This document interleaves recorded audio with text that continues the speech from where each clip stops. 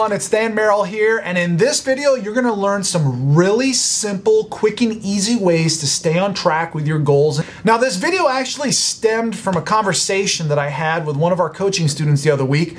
We were looking at some of his goals, for his real estate business, and he asked me a really good question. He said, Dan, what specific tools do you use to keep yourself on track each and every week? Because he felt like he was getting sidetracked and putting out a lot of fires. So I shared with him some of the tools that I use and how I stay focused and productive every single week and every single day. And he thought it was pretty awesome, and so he gave me a really good idea. He said, why don't you share that with other people, because this is something that I don't think a lot of people do. So I'm going to share with you some of the things that we do. So let's get started.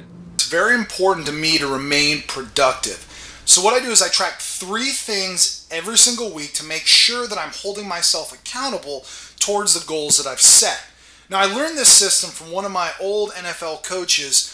What he made us do is every member of the defensive unit had to write down both their personal and team goals for that week. And when we were done, we would post them on the bulletin board in the defensive team unit meeting room so that all the other members of the defense could see what goals we had set for ourselves. And I found out that by first committing my goals to paper, I was much more likely to achieve those goals. And then secondly, by sharing those goals with others, there was this peer pressure to achieve what I had written down, and it was very effective. And so you're going to see how this corresponds to what I do on a day-to-day basis in my real estate business. The first thing is I set weekly business goals broken down by category. I find this to be very effective. Daily goals a lot of times are unrealistic because you're not going to spend the time to do it every single day.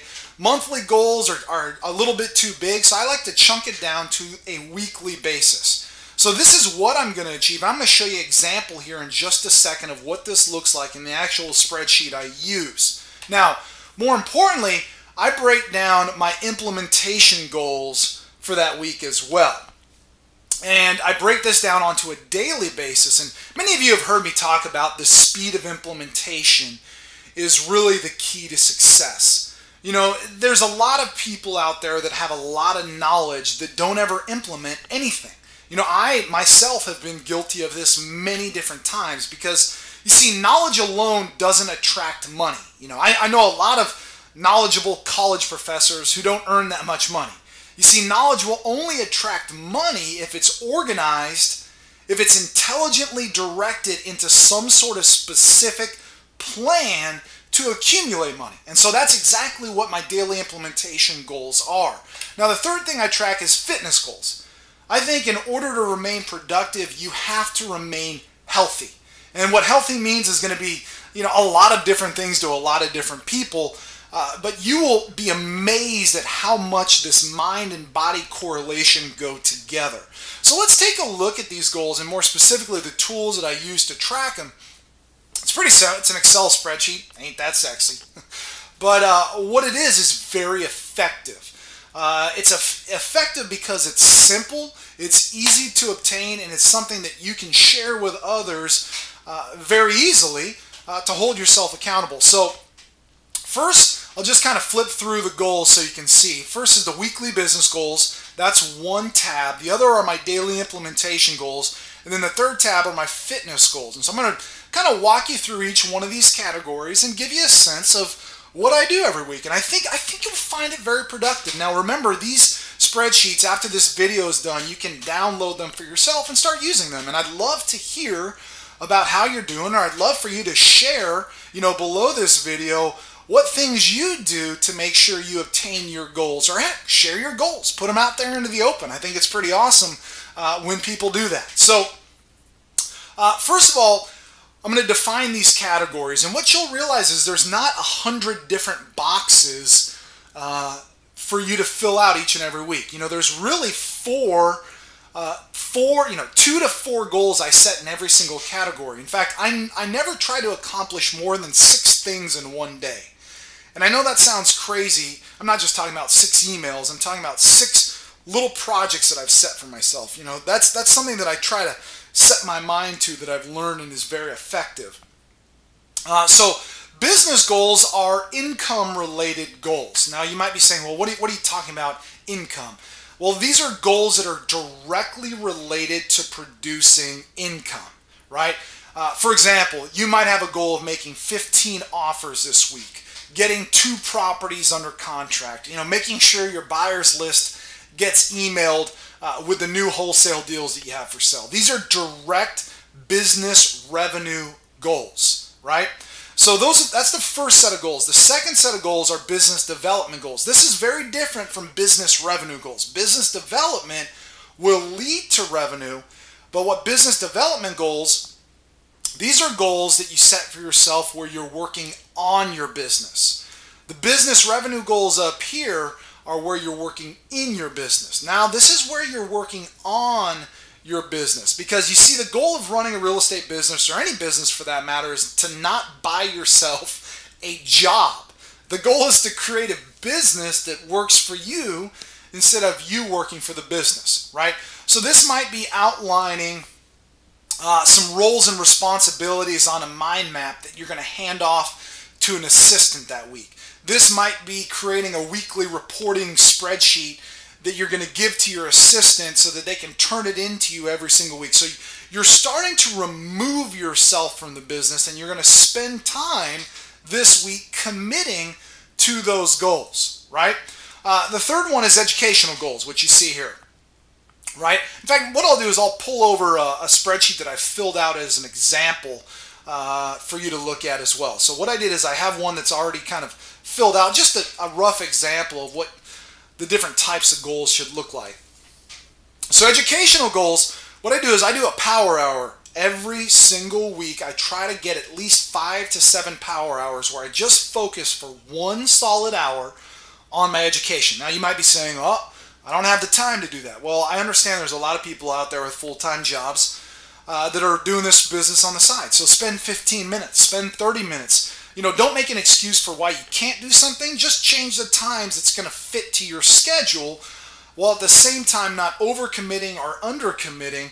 Set some goals that you have to go after. And so every single week I have a topic that I educate myself on, right? It might be a book. It might be some of the modules in a course that I'm going through online.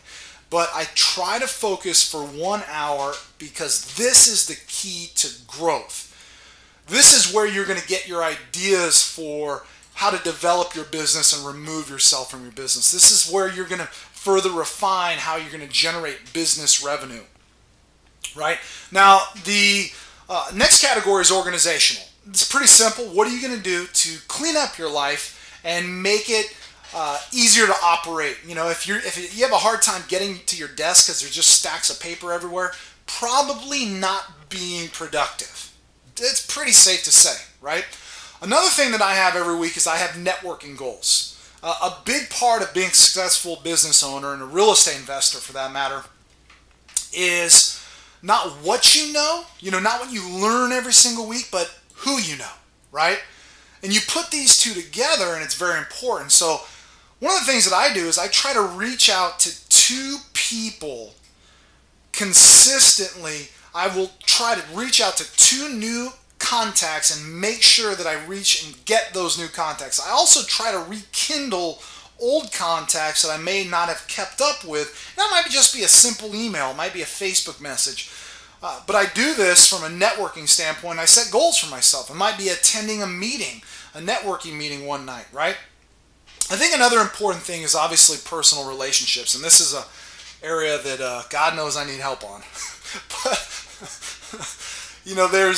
I joke about it, but obviously to live a sound life, it's one of the most important things, and so you have to make it part of your goals, and you have to do something special for those that you truly love and care about. So set a goal for doing something and going after that and improving that aspect of your life. Now, the last category is fitness and extra effort. Fitness obviously is sound, and we have a whole tracking spreadsheet for that, which you see here. But extra effort, really, in order to grow as an individual, in order to make more money, to live a more fulfilling life, you're going to have to sacrifice something. And so I don't know what it is in your life. A lot of you, it could be something as simple as TV. For me, it's making sure I only watch 1 football game a week, right? but you have to sacrifice something in order to achieve something. I truly believe that. I'm not talking about, crazy things, but simple things that, if you're a smoker, and you probably spend 45 minutes to an hour doing that every day. Well, think of how much time you get back into your life if you could cut that, right? So there's something you got to sacrifice. So what I do is I spend about 10 minutes every Sunday writing these goals down. Then what I do is I carry over topics into my daily implementation goals. So what I do is I post those goals on my bulletin board next to my desk. And every day I track how I did. So I track, first of all, my power hour. I usually like to do this in the morning. I try to hit 5 days a week, right? So I will write down what I focused on and how long I focused. And when I say focus time, I'm talking about cut out every single distraction. I tell other people that I work with, family members, don't bother me during this time. I'm going into focus for 1 hour. I turn my phone off. I make sure my email account is dead. Do not log into Facebook. That is a nightmare. And I focus on that topic. And what it does is the time that you spend is so much more efficient. And so I track it, right? Then I also, during the day, I time block. And this is a concept that I learned somewhere along the way. I don't know who I learned it from, but I will actually set designated times where I literally go to my iPhone and I put the clock to 60 minutes or 120 minutes, and I start the countdown timer, and I focus on that particular area of the business. And generally these are business revenue or business development goals. And so I write them down, and what it does is I just reflect on this sheet. It takes me a few minutes every single week to look at, and as I accomplish these things, I start to write them down, and what happens is it creates a habit. And once you've done something for 21, 30 days, it's habitual. I do this every single week because I've made it part of my nature to do it, and it's very effective. Now, the same thing, at the end of the day, what I usually do for extra effort is I'll spend 5 to 10 minutes organizing my desktop, my desk, my files, whatever it is. And I'll also put in 2 quick emails or 2 quick phone calls. Generally it's emails because they're much more efficient, to 2 people I haven't connected with in a while. And I think that's very important as a business owner to stay in touch with your network, because those are people you're going to need to pick up the phone and call every once in a while for answers or help, or who knows what it is that you're going to need, right? So I filled this out just as an example for you. There's also a blank one for you to download as well. Now the last thing that I do is I also track pretty religiously my fitness goals. And you can change these obviously all you want, but I write down what I did that day, the intensity level, if I did cardio, if I played a sport, yoga, meditation.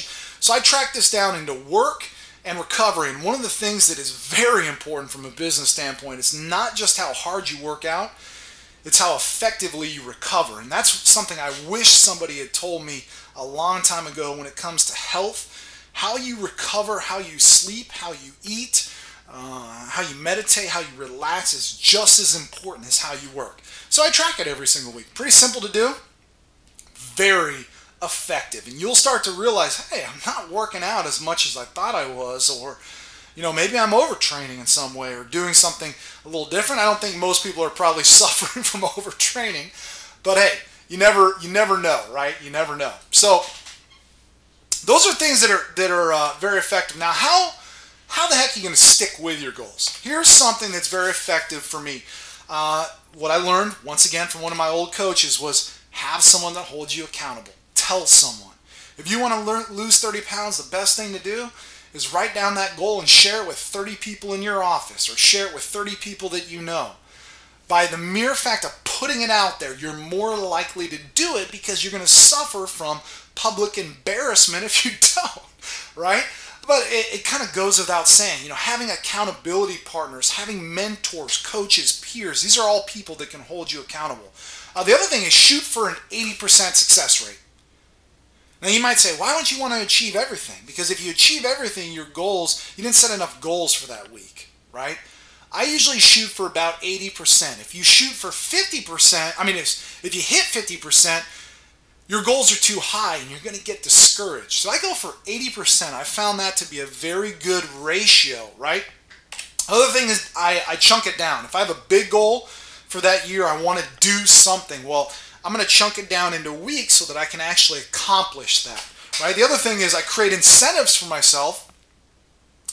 When I reach certain levels, it may not be the ultimate goal. This is what creates a habit, right? If you create incentives, you're more likely to get to the next stage. So reward yourself. Take your family out to dinner. Take your wife or husband out to dinner, right? The other thing is you got to learn to say no. As an entrepreneur, this is one of the things I never knew you'd have to learn. You know, I was always eager and ready to do everything, but there's a lot of different ideas out there. There's a lot of different things that you can do. You got to learn to say no every once in a while if you want to achieve the projects that you've already probably started, right? At the same time, you don't want to miss a really good opportunity that trumps the opportunity you're working on. But you can make money in a lot of ways, so you got to learn to say no to certain people in certain situations. Very important. The other thing is you got to measure everything. You see, the secret is whatever you want to make better, you better make darn sure well that you measure it more often. If you don't have a system for measuring your progress in all aspects of your business, then you'll never be aware of how you're doing. You have to measure it. Every aspect of my business, from my marketing to the leads, right, to how many properties we sold that month, to how many people opted into our database that month. We track and measure everything. This is separate outside of your personal goals, right? These are other tools that we use to measure what we do and report on how we're doing. And the last point is find a coach. You know, please don't try and reinvent the wheel. It doesn't make sense. You only have so much time, and it's not like each of us was groomed since birth to run a business. You know, like anything, we have to be coached how to run a business properly. We have to strategically find people who will hold us accountable. You know, that's exactly what a coach does. You know, why do I hire a trainer? Because I realize my workouts are 10 times as intense and 10 times more productive, you know, having one versus not having one.